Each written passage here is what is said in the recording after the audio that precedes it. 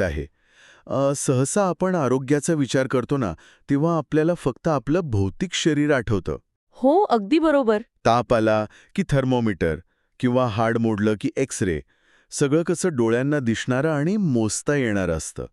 पण आजच्या या सखोल चर्चेत आपण एका वेगळ्याच माहिती स्रोतावर बोलणार आहोत. नक्कीच. आजचा आपला विषय आहे ऑरा वाइब, म्हणजे ऑरा वाइब आणि त्यांची एनर्जी स्कॅनिंग आणि हीलिंग सेवा. होय.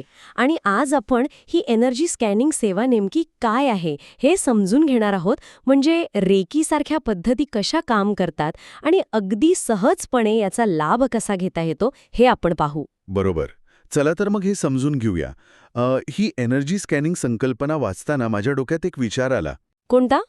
जसं आपण आपल्या फोनची बॅटरी किंवा लॅपटॉपचे सॉफ्टवेअर नियमितपणे तपासतो ना, हो, अगदी. एखादा छुका व्हायरस शोधण्यासाठी आपण डायग्नॉस्टिक स्कॅन करतो, तसाच काहीसा हा प्रकार आहे का?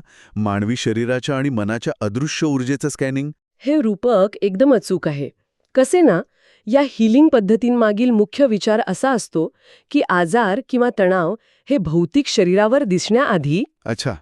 ते पहिल्यांदा आपल्या ऊर्जा स्तरावर किंवा ज्याला आपण ऑरा म्हणतो त्यात निर्माण होतात. म्हणजे आजार शरीरावर उमटण्याआधीच तो ऊर्जेच्या पातळीवर शोधून काढायचा. अगदी बरोबर.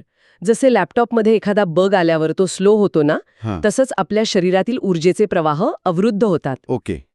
मग एनर्जी हिलिंग प्रक्रियेद्वारे हीच अडकलेली ऊर्जा पुन्हा संतुलित केली जाते. पण हे कसं केलं जातं? यासाठी प्रामुख्याने रेकी सारख्या पद्धतींचा वापर केला जातो. रेकी म्हणजे थोडक्यात सांगायचं तर वैश्विक जीवन ऊर्जा. म्हणजे युनिव्हर्सल एनर्जी, बरोबर. हो. हिलिंग करणारी व्यक्ती या ऊर्जेचा वापर करून समोरच्या व्यक्तीच्या शरीरातील ऊर्जेतील असंतुलन दूर करते. बापरे, हे खूपच रंजक आहे. पण थांबा, इथे मला एक मोठा प्रश्न पडलाय. विचारा ना. आपल्या स्रोतांमध्ये ऑरा वाइबशी संपर्क साधण्यासाठी त्यांचा व्हॉट्सॲप क्रमांक आणि ईमेल दिला आहे. म्हणजे हे सगळं रिमोटली किंवा दूरवरून होतं. होय. आणि इथेच खरी रंजक गोष्ट समोर येते. पण एखाद्याने फक्त व्हॉट्सॲपवर मेसेज केला तर त्याच्या अदृश्य ऊर्जेचं स्कॅनिंग कसं शक्य आहे? यासाठी ती व्यक्ती प्रत्यक्ष समोर असायला नको का? हा अत्यंत रास्त प्रश्न आहे. इथे पारंपरिक हिलिंगची तत्वे आणि थोडं क्वांटम भौतिकशास्त्र एकत्र येतं. अच्छा.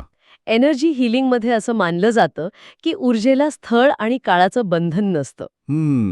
म्हणजे जसं आपलं वायफाय किंवा रेडिओ लहरी काम करतात तसं काहीसं? अगदी अचूक. जसं आपण एका देशातून दुसऱ्या देशात व्हिडिओ कॉल करतो. तिथे प्रत्यक्ष तारा जोडलेल्या नसतात. बरोबर. तरीही माहितीची देवाणघेवाण होतेच ना. तसंच रेकीमध्ये डिस्टन्स हिलिंग नावाची एक संकल्पना आहे. Distance healing, okay. हो. हीलर फक्त व्यक्तीच्या नावावर किंवा फोटोग्राफवर लक्ष केंद्रित करून त्यांच्या ऊर्जेशी जोडला जाऊ शकतो. खरंच की काय? हो ना. म्हणजे जर ही संकल्पना आपण गृहीत धरली तर मदत मिळवण्यासाठी भौतिकरित्या कुठेही जाण्याची गरज नाही. अजिबात नाही. आणि या सेवांचा सर्वात मोठा व्यावहारिक फायदा हाच आहे. ऑरा वाइबशी संपर्क साधणे अत्यंत सोपे आहे. बरोबर. त्यांचा तो ईमेल आयडी आहे ना? हो.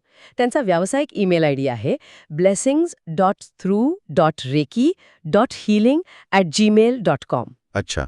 blessings.through.reiki.healing@gmail.com. रेकी हिलिंग हा शब्द त्यांच्या ईमेलमध्येच आहे. अगदी. आणि त्यांचा व्हॉट्सअप क्रमांक आहे +91 91670 61013. +91 9167 061013. होय. आजच्या वेगवान जगात जिथे प्रत्येकाला वेळेची कमतरता आहे, तिथे एक मेसेज किंवा ईमेलच्या अंतरावर ही सेवा उपलब्ध असणं खूप मनशांती देणार आहे. नक्कीच. तर एकंदरीत ऑरा व्हाइबच्या माध्यमातून मानवी ऊर्जेचं संतुलन कसे राखले जाते आणि रेकी व डिस्टन्स हिलिंगचा वापर कसा होतो हे आज आपण या सखोल चर्चेत पाहिलं. होय. ऊर्जेचे हे जग आपल्याला डोळ्यांनी दिसत नसलं तरी ते खूप प्रभावी असू शकतं आणि लोक याचा अनुभव घेतात. बरोबर. आणि यातूनच एक शेवटचा विचार समोर येतो. कोणतं?